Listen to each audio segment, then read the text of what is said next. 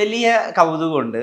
എന്തുകൊണ്ടാണ് ഇപ്പോൾ തെലുങ്കിൽ ഒരുപാട് സൂപ്പർ സ്റ്റാർസ് ഉണ്ടായിരുന്നു. അവിടെ NTR ഉണ്ടായിരുന്നു, അല്ലെങ്കിൽ അവിടെ ബാലയ്യ ഉണ്ടായിരുന്നു, ചിരഞ്ജീവി ഉണ്ടായിരുന്നു. എന്നിട്ടും അവർക്ക് ആർക്കും ഉണ്ടാക്കാൻ പറ്റാത്തൊരു മാർക്കറ്റ് അല്ലു അർജുൻ കേരളത്തിലുണ്ടാക്കി. അതിൻ്റെ പിന്നിലെ ഏറ്റവും പ്രധാനപ്പെട്ട കാരണം ഖാദർ ഹസനാണ്. ഈ യുവാവിൽ മാത്രം മലയാളിക്ക് ചേർന്ന് പോകാൻ പറ്റാവുന്ന, മലയാളി ആരാധിക്കുന്ന ഒരു എലമെൻ്റ് ഉണ്ടെന്ന് ഖാദർ ഹസൻ എങ്ങനെയാണ് നോട്ട് ചെയ്തത്? ഞാൻ തുടക്കത്തിൽ തന്നെ ഒരു കാര്യം പറയാം. ഇതൊരു നിമിത്തമാണ്.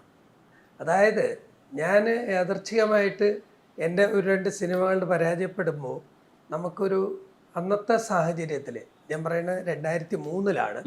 2003 എൻ്റെ സിനിമ സ്വപ്നം കൊണ്ട് തുലാഭാരം പ്രൊഡ്യൂസ് ചെയ്തപ്പോൾ പരാജയം വരുന്നു. ഞാൻ പോയി തമിഴ് പടങ്ങൾ 2 കമ്മിറ്റ് ചെയ്യുന്നു. അപ്പോൾ മലയാള സിനിമ എടുക്കാനുള്ള ഒരു പൊട്ടൻഷ്യൽ എന്ന് പറയുന്നത് വിജയം സുനിശ്ചിതമല്ലായിരുന്നു, ഉറപ്പില്ലായിരുന്നു മലയാള സിനിമയ്ക്ക് അന്നത്തെ കാലഘട്ടത്തിൽ, 2003 കാര്യത്തിൽ. അങ്ങനെ നോക്കുമ്പോൾ ഞാൻ തമിഴ് ഇൻഡസ്ട്രിയിലേക്ക് വെക്കുമ്പോൾ അവിടെയും കോമ്പറ്റീഷനാണ്. നല്ല ഹ്യൂജ് എമൗണ്ടിനാണ് ഓരോ സിനിമകൾ ഒരു വർഷത്തിന് മുന്നേ തന്നെ അഡ്വാൻസ് കൊടുക്കുന്നു.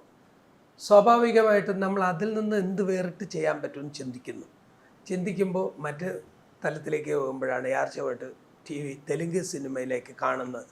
തെലുങ്ക് നുവ എന്ന് പറഞ്ഞൊരു സിനിമയുടെ സോങ്സ് കാണുകയാണ്.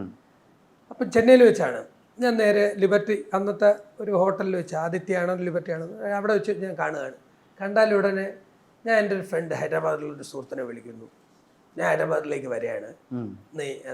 അന്ന് എനിക്ക് 30 സംതിങ് വയസ്സേ ഉള്ളൂ. 32 വയസ്സിനുള്ളിൽ ഞാൻ തുടക്കുന്ന ഒരു ആവേശമുണ്ട് എന്നിൽ.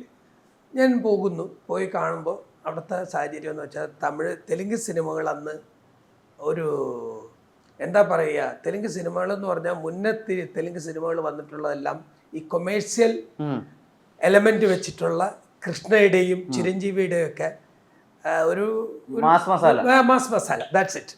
അങ്ങനെയുള്ള സിനിമകളാണ് വന്നിട്ടുള്ളത്. ഒരു നല്ലൊരു കേരള ട്രഡീഷണൽ ഇമ്പാക്റ്റ്, കേരളത്തിന് അനുയോജ്യമായ ഒരു സിനിമ അന്നത്തെ കാലഘട്ടത്തിൽ ആരും ചിന്തിച്ചിട്ടില്ല.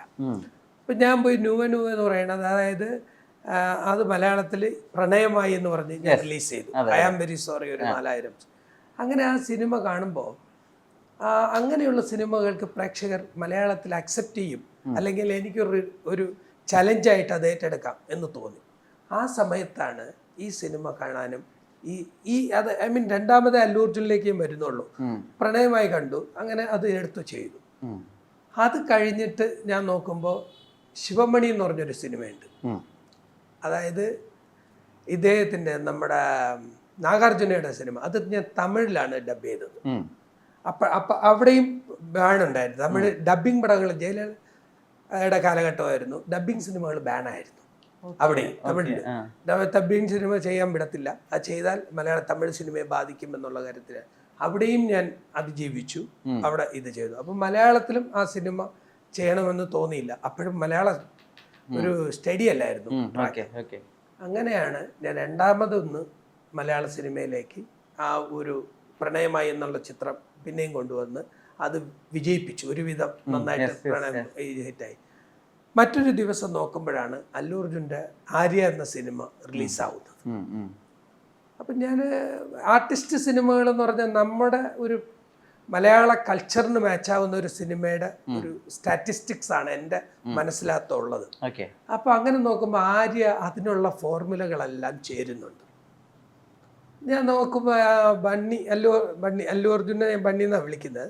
അല്ലു അർജുൻ നോക്കുമ്പോൾ അല്ലു അർജുൻ ഒരു പയ്യൻ, ഒരു 20 വയസ്സോളം പ്രായമുള്ള ഒരു പയ്യൻ നന്നായിട്ട് പെർഫോം ചെയ്യുന്നുണ്ട്. സോ ഞാൻ തീരുമാനിച്ചു ഇത് നമുക്ക് എടുക്കാം. അങ്ങനെ 2003 ആ സിനിമ കമ്മിറ്റ് ആവുന്നു. പക്ഷേ അതിൻ്റെ ട്രാക്ക് ദേവിശ്രീ പ്രസാദ് ആയിരുന്നു. ദേവിശ്രീ പ്രസാദ് ട്രാക്ക് തന്നില്ല. പിന്നെ 1 വർഷം കാത്തുനിന്നു. 1 വർഷം ഇല്ലെങ്കിലും 6-7 മാസം കഴിഞ്ഞിട്ടാണ് അതിൻ്റെ ട്രാക്ക് കിട്ടുന്നത്. അങ്ങനെ നോക്കി ട്രാക്ക് കിട്ടാൻ വേണ്ടിയുള്ള അതിൻ്റെ പണികളും കാര്യങ്ങളും ഒക്കെ ചെയ്തതിന് ശേഷമാണ് ആര്യ റിലീസാകാൻ വേണ്ടി തയ്യാറെടുത്തത്. അപ്പോൾ അതിൽ ഒത്തിരി എഫേർട്സ് എടുത്തിട്ടുണ്ട്, അത് പറഞ്ഞറിയിക്കാൻ പറ്റുന്നതല്ല. അതിൻ്റെ എഫേർട്സ് തീർച്ചയായിട്ടും എടുത്ത് പറയണം. അതായത് ഒരു തെലുങ്ക് പാട്ട് മലയാളത്തിൽ മലയാളം പാട്ടുകളെക്കാൾ കൂടുതൽ പോപ്പുലർ ആവുകയാണ്. അതിലെ വരികള് അന്നത്തെ യുവാക്കൾ മൊത്തം ഏറ്റുപാടുന്നു, വന്ന് റിംഗ് ടൂൺ ആവുന്നു, ഈ ടി വിയിൽ അത് ഡയൽ ചെയ്ത് റിക്വസ്റ്റ് ചെയ്ത് പ്ലേ ആവുന്നു, അത് നോൺ സ്റ്റോപ്പായി പ്ലേ ആവുന്നു. അതിലെ വരികളും ഇപ്പോൾ അന്ന് ഭയങ്കര കാവ്യാത്മകമായിട്ടോ അല്ലെങ്കിൽ സാഹിത്യാത്മകമായിട്ടുള്ള ലിറിക്സിനൊക്കെ നെഞ്ചേറ്റിയിരുന്ന ഒരു സെറ്റ് ഓഫ് ജനറേഷൻ ഉണ്ടായിരുന്നവരെല്ലാവരെ കൊണ്ടും നിൻ സ്നേഹത്തിൽ കോപം കാണും എന്നുള്ള വരിയൊക്കെ പാടിക്കുകയാണ്.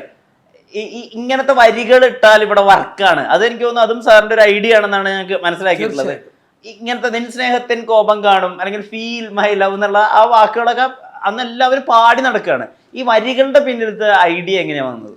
വരികൾ എന്ന് പറയുമ്പോൾ നമുക്ക് ഞാനൊരു സിനിമ അസിസ്റ്റന്റ് ഡയറക്ടറായിട്ട് വന്ന ആളാണ്. അപ്പോൾ സിനിമയോട് അതിയായ ഒരു ഭ്രമം ഉണ്ടായിരുന്നു. ഓക്കെ. സിനിമ എന്ന് പറയുന്നത് എൻ്റെ കണ്ണിൻ്റെ മുന്നിൽ, ഞാനൊക്കെ മെഡ്രാസിൽ 87 കടന്ന ഒരാളാണ്. അപ്പം ദിവസവും 3-4 സിനിമ കാണുന്ന ആളാണ്. അപ്പോൾ സിനിമ കാണുകയും സിനിമയെ മാത്രം സംസാരിക്കുകയും സിനിമയിലൂടെ വളർന്നു വരാൻ ശ്രമിച്ച ഒരാളാണ്. പിന്നെ യാർച്ചികമായിട്ട് തുടങ്ങി ബിസിനസ് തുടങ്ങിയപ്പോൾ ബിസിനസ് കയറി ഫ്ലറിഷായതിൻ്റെ പേരിലാണ് അങ്ങോട്ടേക്ക് തിരിഞ്ഞത്. അപ്പോൾ ആ സമയങ്ങളിലുള്ള സിനിമയോടുള്ള ഭ്രാന്തെന്ന് പറയണത് വാക്കുകളിലും അല്ലെങ്കിൽ എല്ലാത്തിലും എല്ലാ കാര്യത്തിലും ഓരോ സ്പെഷ്യാലിറ്റി ഉണ്ടാക്കണമെന്ന് ഫസ്റ്റ് പ്രയോറിറ്റി സിനിമയാണ്. 100%. ഇപ്പോഴും അത് തന്നെയാണ് ലൈഫ്. ഇപ്പോഴും എനിക്കറിയില്ല എവിടം വരെ ഞാൻ എത്തുമെന്ന്, ബട്ട് ഇപ്പോഴും ഞാൻ ചിന്തിക്കുന്നത് സിനിമയിലൂടെ തന്നെയാണ്. ഊണിലും ഉറക്കത്തിലും ഇപ്പോഴും എൻ്റെ സറൗണ്ട് സർക്കിൾ മൊത്തം സിനിമ എൻജോയ് ചെയ്യണമെന്ന് ആഗ്രഹിക്കുന്നവരും സിനിമയെ ഭ്രാന്തമായിട്ട് പ്രണയിക്കുന്നവരുമാണ്. അപ്പോൾ അവരുടെ കൂടെ സംസാരിക്കുകയും അതിനെ വിലയിരുത്തുകയും അതിനെ ആരാധിക്കുകയും അതിലൂടെ മുന്നോട്ട് പോകുന്നവരുമാണ് ഓൾമോസ്റ്റ് എല്ലാ സുഹൃത്തുക്കളും. അപ്പോൾ അവരുടെ കൂടെ സംസാരിക്കുമ്പോൾ ഞങ്ങൾ ഒരു സിനിമ ഇറങ്ങിയാൽ അതെന്തുകൊണ്ട് വിജയിച്ചു, അതെന്തുകൊണ്ട് പരാജയപ്പെട്ടു, അതിലെന്ത് ഘടകങ്ങളാണുള്ളത്, ആ ഘടകങ്ങൾക്ക് മികവെന്താണ്.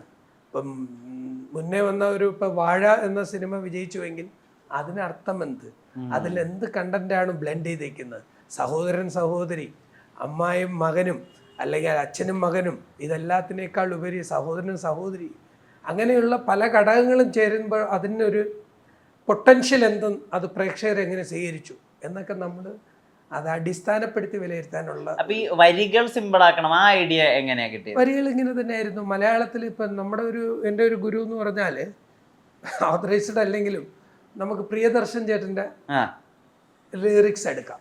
അദ്ദേഹത്തിൻ്റെ വരികളെല്ലാം സിമ്പിളാണ്. സിനിമയിലെ എല്ലാ പാട്ടുകളിലെയും കാവ്യാത്മകത ഉണ്ടോ എന്ന് ചോദിച്ചാൽ ഉണ്ടാവാം. പക്ഷെ അതിനേക്കാൾ ഉപരി ജനങ്ങൾക്ക് ഉള്ളിൽ തുഴച്ചു കയറുന്ന വരികളാണ്.